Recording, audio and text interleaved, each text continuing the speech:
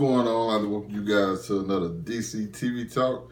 This is the season finale, a review for the season finale of Arrow Season 7. Listen, also, not only was this like the season finale, but this was the last episode we see Emily Bett Rooker's as Felicity. So that's kind of sad because I've always been a fan of Felicity ever since. I really liked her early on. Later on, it kind of just she just became. I know she was more central toward the end, but I liked her shyness in the very beginning when we first meet her. I always liked that, like how she was just kind of like crushing on Oliver and stuff like that. I liked that, but I've always liked the character throughout. But listen, I'm gonna be honest. I don't really cover the stuff that happens in the future because to me, it's like it happens, and like the biggest thing I take away from the stuff that happened in the future this episode was the ending, and which I'm not gonna lie, the last 10 minutes of this episode, I don't even think it was 10. I really think it was like the last 9 minutes or something. It was like 51 minutes left on like on my DVR. It might have been less than that. And when like he's at home and he's just what's the name's born, and he's just looking around like he knows somebody's in his house. He grabs a knife and it's the animator. I immediately stood up. I'm like, oh shit, what the fuck been happening? Like, you know what I'm saying? Then they went back to the future, which kind of pissed me off, but it showed that he was dead in the future, but you have to know what goes on in the past because we know what happened in the last crossover. It's like he made a deal with the Anti-Monitor to save Barry and Kara, because if you know, Crisis on Infinite Earths in the comics, Barry and Kara die Barry, technically he gets trapped in the Speed Force. And Kara dies though, you know what I'm saying, Crisis on Infinite Earths, and then it resets the timeline, so many different things, you know what I'm saying? And so instead of that happening, it seems like he's going to sacrifice himself, and we kind of knew that at that moment when he said it. So them showing him he's died, he's probably that he's going to die in the crossover, or somewhere or another to be gone. Because I don't know exactly if he dies, because Felicity apparently goes to wherever he's at. So we don't know exactly how it's going to turn out, but we know he's not making it out the crossover, but he's doing it so he can save other people. Which is, in my mind, it's like, as long as they write it correctly, it doesn't really matter if we know it's going to happen. It's just like Avengers Endgame. You know Tony was dying. You know either Tony or Cap was dying. That doesn't mean how they die affects you any less.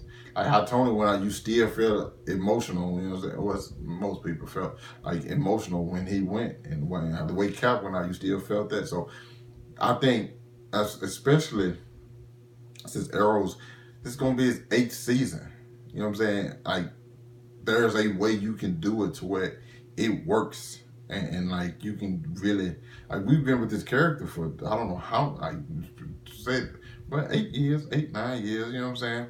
So apparently when he goes, it's going to have an effect as long as they, and it's it's going to be, it's real, because it's like the contracts is up. Like, we know season 8 of Arrow is the last season. Pretty sure they're not bringing him back for anymore. I hope they don't, as long as they make his death meaningful, like it's gonna really hit. As long as if you bring in all the characters, and I like how another thing I liked about this episode, like the majority of the episode, was like the fact that they brought in Bronze Tiger was something I wasn't expecting, which was a phenomenal addition to the story. I wish we would get more of that, because I like the stuff I like just the moment when shaking of hands between Spartan and Bronze Tiger. You know what I'm saying?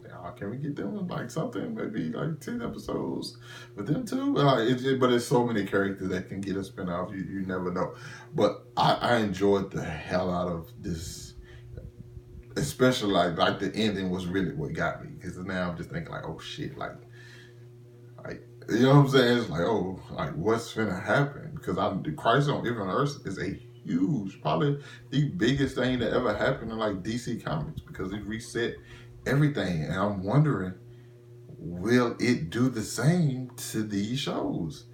Which I honestly hope it does. Like, just set shit like crazily to it to the point. I think we're invested enough in what's already going on to be able to accept if they change stuff up like drastically too.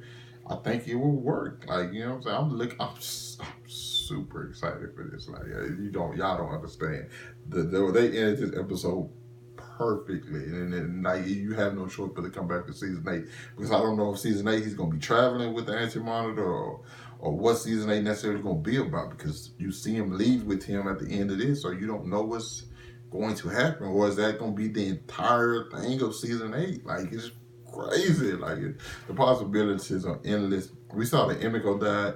Emiko, to me, kind of went out sad in the regards of, one, she was the leader of the Night Circle. Then they betrayed her, of course, because to me, she pulled like a typical bad guy thing. Hey, I can blow everything up right now, but I'm gonna wait till Oliver's in front of me, then do it, because I want to see the look on his face or something. That was typical bad guy stuff, and I kind of feel like she was beyond that. And then we get this, whoever the chick was, come through, hit her in the stomach. I'm thinking, like, Emiko's been on her shit the entire time. How does she now, all of a sudden, her guard's down? Now, all of a sudden, there's somebody who's apparently more badass than her. That didn't work for me. But like I said, that happened. She died. I kind of hate that she went, because I was really, really enjoying the character. And I wish they could have really done some more stuff with her. But since I guess it's like, hey, this is season 8, I don't really seem like anybody's, I don't know who's going to be involved. I hope they do get everybody back for the crossover, like, because that's going to be, like, I hope they bring Bronze Tiger, bring Black Siren, like, I want every single character who has ever been in the show, in any of the shows, Arrow, Black Lightning, freaking Legends, Flash, Legends of Tomorrow, Supergirl, everybody. Like, this can be huge, and I feel like it should be huge. But I really enjoyed this episode. Like I said, those last 10 minutes were really got me. I'm sorry, I'm kind of sad to see Felicity go, but I mean, hey man, it's nothing lasts forever. You know what I'm saying? People get these roles, you get connected to them, then they eventually go and do bigger and better things. So.